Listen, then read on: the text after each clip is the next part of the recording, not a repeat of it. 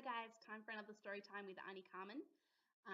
Hello to Henry, Isabel, Eliza, Hannah, Jemima and Gabriella, and a special hello to Susan and Joshua today from Scotland. I'm reading a special story today about a little girl called Katie who goes on holiday to Scotland. So this one is for you guys. Katie in Scotland. Katie was on holiday in Scotland with her grandma and her brother Jack. Today they were visiting Loch Ness. Do you believe in the Loch Ness Monster? Asked Katie. There's no such thing as monsters, laughed Jack. He didn't notice the bubbles in the water.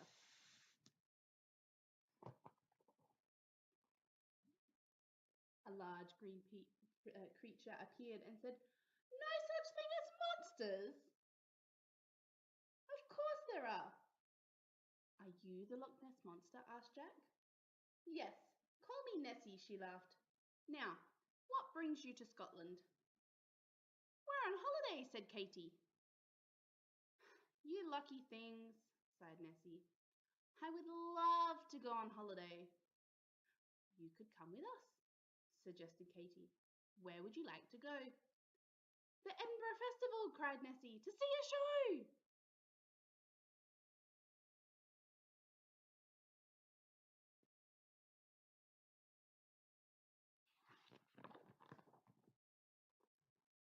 Fortunately, Grandma was the sort of grandma who liked an adventure, so they set off at once, and Nessie gave everyone a ride through the lochs and the rivers to the nearest station.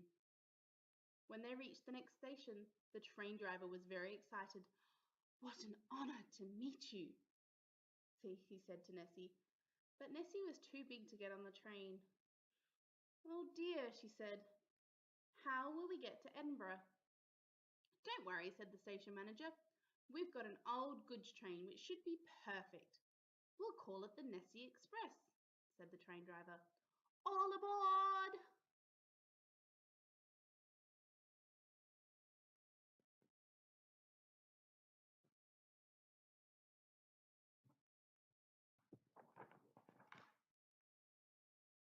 Soon they were on their way, rattling past mountains and forests. It was a beautiful journey. There's Hamish the hairy coo.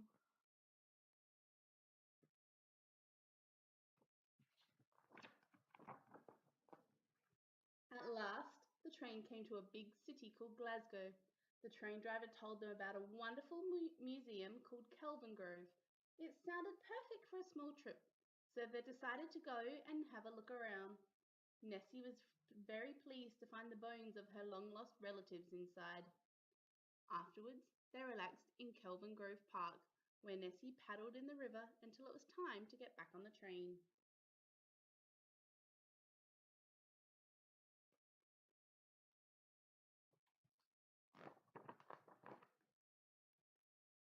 The train took all of them to Edinburgh. By the time they arrived, it was getting dark. Let's find somewhere to spend the night, said Grandma.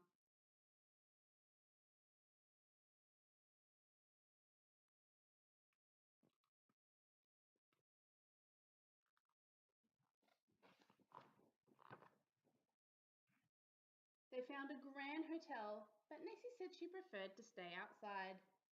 I always sleep under the stars, she said. From the hotel window, Katie and Jack saw her curled up in a leafy park. Good night, Nessie, they whispered. See you tomorrow. The next day they walked down a street called the Royal Mile. Look, it's Nessie, people shouted. Are you performing at the festival? Go on, Nessie, said Katie.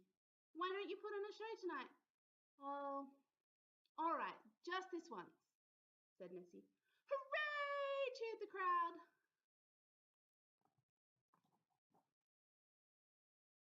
They set off to explore the city until it was time for the show. First they came to a grand royal residence called Holyrood Palace.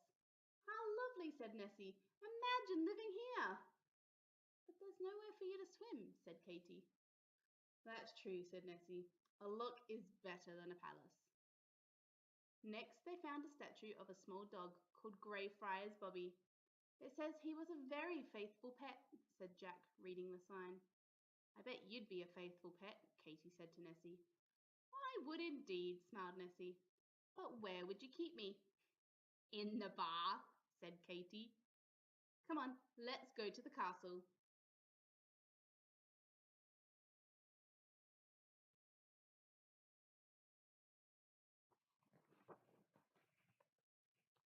At last they reached the top of the hill where the castle stood.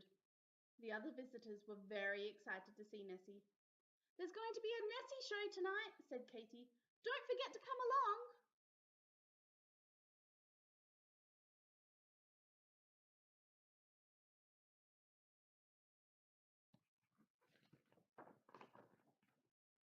Suddenly, there was a loud boom. Goodness me, what was that? Cried Nessie. The 1 o'clock gun, said the guardsman. We fire it every day except Sundays, so sailors at sea know what time it is. Well, I think it's time for lunch, said Grandma, unpacking a picnic. She had even brought some Scottish shortbread as a special treat. My favourite, gasped Nessie. They sat beside a piper and listened to the bagpipes while they ate.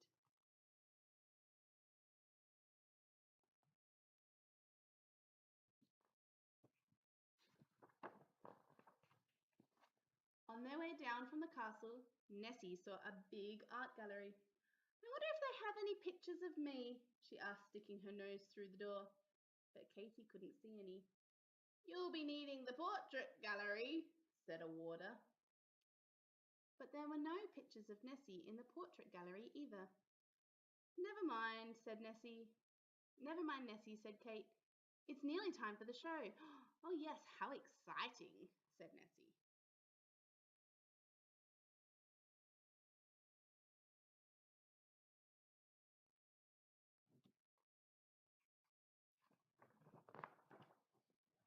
Outside, the crowds were already gathering. Nessie taught Katy and Jack some Scottish dances, and soon they were ready for their performance. I'm a bit nervous, said Nessie. Don't worry, it'll be wonderful, said Katy. And it was wonderful. Wearing splendid tartan kilts, they performed in the open-air theatre. Nessie opened the show with some Highland games. She even tossed a caber, while everyone clapped and cheered.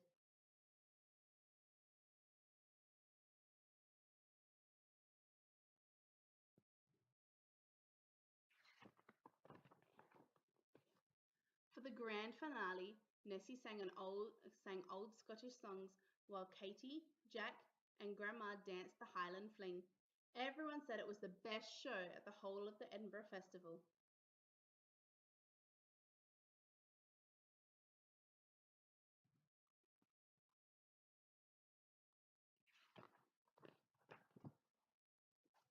Afterwards, Katy said, I've got a surprise for you, Nessie. It was a portrait that she had drawn all by herself. I'm going to give it to the portrait gallery, she said. Then they'll have a picture of you for everyone to see. It's perfect, said Nessie. Thank you, Katy. Grandma said it was getting late. They needed to catch their train. It's time for us to get you back to your lock, she said. They set off for the Nessie Express. They went over a huge bridge and trundled off through the night to the end of the line, where they said goodbye to the train driver.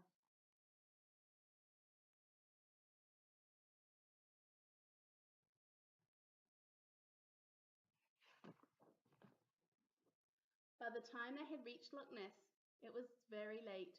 The scent of the heather filled the air, and the moon hung low in the sky. Do you believe in monsters now? Asked Nessie.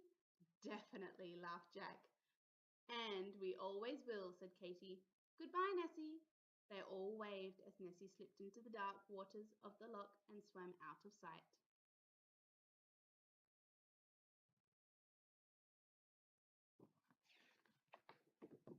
The end.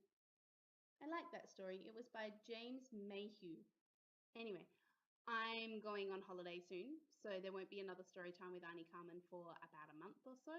And then I will try and find a book when I come back. But I hope you enjoyed that story, especially you, Susan and Joshua. And I'll speak to you later. Bye.